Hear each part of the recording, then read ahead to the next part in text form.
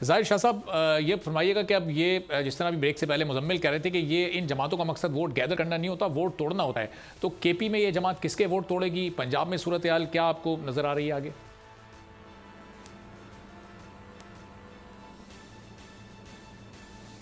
देखिए, मुजम्मिल ने जो बात की वो किसी हद तक मैं उससे एग्री इसलिए करूंगा कि इस वक्त वोट तोड़ने की बात नहीं। अगर आप समझते हैं कि यहाँ पे मेन पॉलिटिकल पार्टीज जो हैं, अगर हम असेस करें तो JUIF एक ऐसी फोर्स थी जिसने PTI के साथ बहुत सारी सीटों पे कॉन्टेस्ट किया। तकरीबन 51-52 ऐसी सीटें थी जिसमें वो रनर्स अप रहे थे पिछले इलेक्शन में। इसके बावजूद कि PTI का एक ट्रेंड था और हर जगह बैड को वोट पड़ा। दूसरा, अगर आप देखें 16 सीटें उन्होंने जीती, तो हम ये समझ सकते हैं कि इस वक्त कॉन्टेस्ट होगा JUIF और बाकी जमातों का। दूसरा, इस वक्त देखिए PDM के अंदर जो जमातें हैं वो आपस में लड़ रही हैं और बड़ी बदकिस्मती की बात है कि एक केयर टेकर सेटअप जो KP के अंदर इंस्टॉल किया गया पिछले 4-5-6 महीने से, उसमें देखिए ओपनली पॉलिटिकल पार्टीज मान रही हैं कि इनके मिनिस्टर्स इस PDM के केयर टेकर सेटअप के अंदर मौजूद है। अवामी नेशनल पार्टी के 3 वज़रा हैं, पीपल्स पार्टी के 3 हैं और इस तरह 18 के करीब जो JUIF के हैं और साथ साथ गवर्नर जो है वो JUIF का है। तो ओवरऑल देखा जाए तो इस वक्त डिफेक्टिव हुकूमत PDM की यहाँ भी, इसको आप केयर टेकर सेटअप नहीं कह सकते। दूसरा, अगर आप देखें तो परवेज़ खटक साहब की जो पार्टी है उसके मुकाबले में अभी भी पाकिस्तान तहरीक इंसाफ के बहुत सारे लीडर्स हैं जिनकी डिसीजन अभी रहने हैं कि आया वो परवेज़ खटक साहब के साथ जाना चाहते हैं या इस्तेकाम पाकिस्तान पार्टी के साथ जाना चाहते हैं। क्योंकि इसमें बड़े साउथ की तरफ अगर देखें, जो मौलाना फजल रहमान साहब के खिलाफ कंटेस्ट करेंगे KP के अंदर, वो है गंडापुर फैमिली। अब देखना ही होगा कि वो किधर जा रहे हैं। दूसरा, मर्दान, सवाबी और हज़ारा के अंदर बहुत सारी PTI लीडरशिप है जो स्टिल इंटैक्ट है, उन्होंने अपने फ्यूचर का फैसला नहीं किया, तो ये इंपॉर्टेंट है।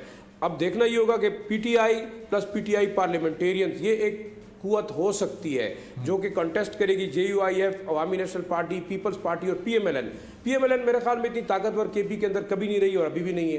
अवामी नेशनल पार्टी पिछले इलेक्शन के अंदर विप आउट हुई और अभी भी सिवाय 1 या 2 डिस्ट्रिक्ट के मुझे नहीं लगता कि वो कोई परफॉर्म करेगी, क्योंकि उसके कंटेस्टेंट JUIF भी होंगे, परवेज़ खटक की पार्टी भी होगी और साथ साथ PTI के साबका जो लोग थे असेंबलीज के अंदर वो होंगे।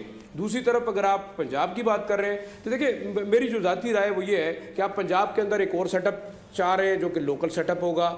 KP के अंदर लग ये रहा है तमाम जो डेवलपमेंट हो रही है, KP के अंदर एक लोकल सेटअप होगा और आपके सिंध के अंदर अगर पीपल्स पार्टी का एक फोर्स है तो पीपल्स पार्टी सिंध के अंदर लाइकली कि वो हुकूमतें बनाएगी। अब सेंटर के अंदर क्या फैसला हुआ है वो आप देख रहे हैं। मेरे ख्याल में इस वक्त ओवरऑल पीपल्स पार्टी भी पूरी उम्मीद है, PMLN भी पूरी उम्मीद है, लेकिन असल सियासत पंजाब की है कि पंजाब के अंदर जो वोट बैंक होगा, पंजाब के अंदर जो जीतने वाली पार्टी होगी वो डिसाइड करेगी कि सेंटर के अंदर हुकूमत किसकी आ रही है। लेकिन वाकई के इस वक्त अगर आप देखें तो बड़ी पार्टीज को तोड़ा जा रहा है। PMLN का वोट बैंक काउंटर होगा इस्तेकाम पाकिस्तान और प्लस PTI के साबिक रेजिडेंट्स। पीपल्स पार्टी अपना शेयर मांग रही है। हमारे सूबे के अंदर ओवरऑल देखा जाए तो यही सिचुएशन रहेगी और यहाँ एक हंग किस्म की पार्लियामेंट्स होंगी, दोनों असम्बलीज जो हैं, KP की भी और पंजाब की भी।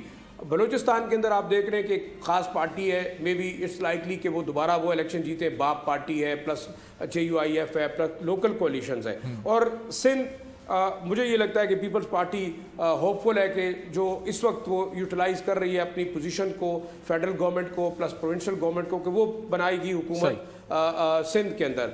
अब रह गया आपके पास, अगर वही चीज़ है, अगर फेयर इलेक्शन होता है तो सेंटर के अंदर कौन आएगा, ये एक बड़ा सवाल है।